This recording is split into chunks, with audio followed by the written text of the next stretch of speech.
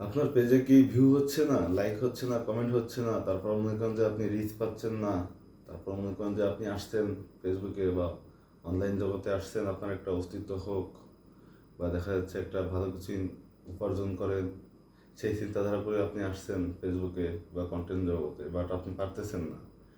তো আপনি 2 মিনিট সময় নষ্ট করে আজকে আমার কথাগুলো শুনে যাবেন। আশা করি এই 2 মিনিট সময় আপনার জীবনে খুবই মূল্যবান হয়ে দাঁড়াবে একটা সময়।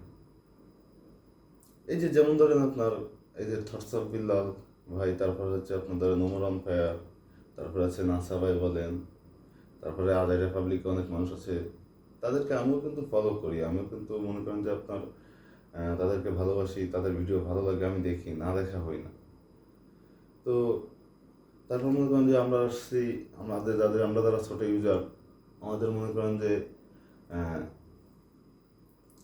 আমরা কিছু কিছু আইডিতে গিয়ে ফলো করি, তারপর হচ্ছে কমেন্টে গিয়ে বলি সাপোর্ট করেন, এটা করেন ওটা করেন, তারপরে কমেন্টে গিয়ে মানুষের কাছ থেকে ফলো নেওয়ার চেষ্টা করি এইরকম। তারপর মনে করেন যে আপনার এই যে বিল্লাল ভাই বলেন, তারপরে অমর ভাই বলেন, তাদের ভিডিওগুলো আমরা ফলো করি, তাদের মতো করে ভিডিও করি, তারা যেভাবে করে সেভাবে করি। তা তারা যেভাবে করে সেভাবে আমরা করি, তাদেরগুলো ফলো করে করে করি।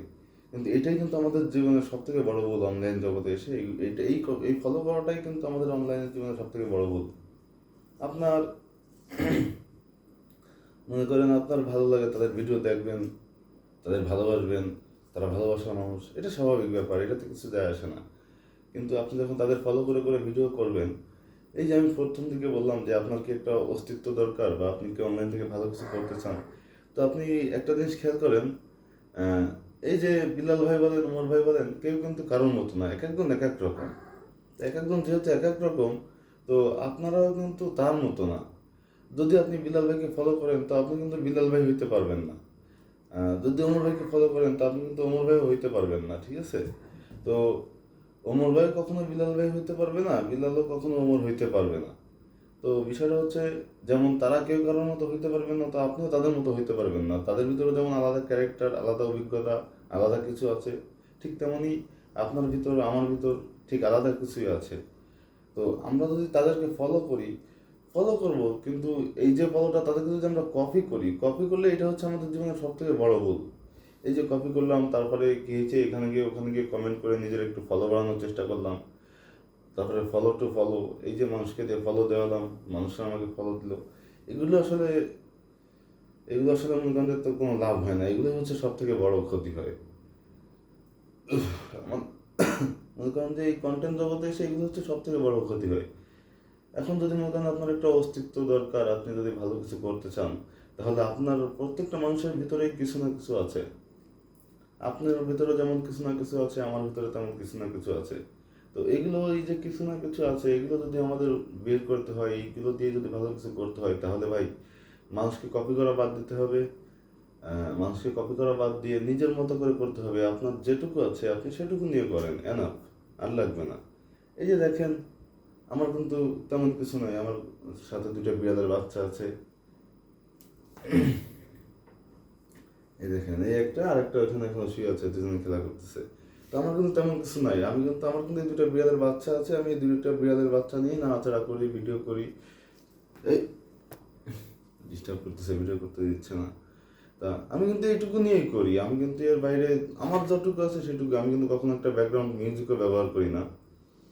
তা আসলে ওইভাবে কপি করলে জীবনে নিজের সেটা কিছু অনলাইন জগতে এসে, তারপর আপনি ফেসবুকে এসে, ডিজিটাল কন্টেন্ট ক্রিয়েটর জগতে এসে আপনি পাবেন না। মানুষকে কপি করলে তাতে কি হবে, তাতে যাকে কপি করবেন তারই উপকার হবে, তারই অস্তিত্বর বিস্তার ঘটবে। এখানে আপনার আমার কিছু দাবি আসবে না, আপনার আমার অস্তিত্ব গড়তে হলে আপনার আমারই করতে হবে। আপনার আমারটা কেউ এসে কখনোই করে দেবে না, এই পৃথিবীতে কেউ কখনো কারো জায়গা করে দেয় না। প্রত্যেকটা মানুষেরই নিজের মতো করে আহ, মনে করেন যে নিজের জায়গা নিজেরই তৈরি করে নিতে হয়, এখানে আপনার জন্য কেউ কিছু করবে না। আপনি যখন একজনকে কপি করবেন, আপনারও তার জন্য করা হবে, ওটা আপনার জন্য কিছু হচ্ছে না ভাই। তো এইভাবে কপি করা বাদ দেন, নিজের মতো করে, নিজের ভিতর কী অভিজ্ঞতা আছে, আপনার ভিতরে কোনো না কোনো কিছু লুকিয়ে আছে। তো আপনি নিজের মতো করে করার চেষ্টা করেন, দেখবেন ইনশাল্লাহ একদিন সফলতা পেয়ে যাবেন। এই যে ধরেন এখন আপনার হুট করে কি হয়েছে, থটস অফ বিল্লাল ভাইয়ের পেজটা নষ্ট হয়ে গেছে। পেজটা নষ্ট হয়ে গেলে তখন কিন্তু উনি যদি আবার নতুন করে পেজ খোলে তা 1 মাসের ভিতরে মনে করেন যে 1 মিলিয়ন পার হয়ে যাবে ফলো। কিন্তু আপনার নর্মাল পেজ কিন্তু নষ্ট হইলে 1 মিলিয়ন পার হবে না 1 মাসে। 1 মাসে কি হবে, 50টা, 100টা, 150টা, 200টা, এর বেশি কিছু কিন্তু হবে না। কেন হবে না? কারণ আপনার আমার কোনো অস্তিত্ব অনলাইন জগতে নাই, যে কারণে কিন্তু আপনার আমার 1 মাসের ভিতরে 1 মিলিয়ন হয়ে যাবে না। কিন্তু সরসার ভাই যদি আপনার পেজটা নষ্ট হয়ে যায়, ব্যান্ড হয়ে যায়, উনি কিন্তু 1 মাসের ভিতরে আবার 1 মিলিয়ন হয়ে যাবে। 1 মিলিয়ন হবে, 2 মিলিয়ন হবে, এভাবে বাড়তেই থাকবে। কারণ কি, তাদের একটা অস্তিত্ব আছে, তারা কিছু অনলাইন জগতে করছে, তাদের নিজের যেটা আছে ওইটাই তারা নিজের থেকে বের করছে, বের করে সেটা নিয়েই করছে এবং তারা সাকসেসফুল হয়েছে।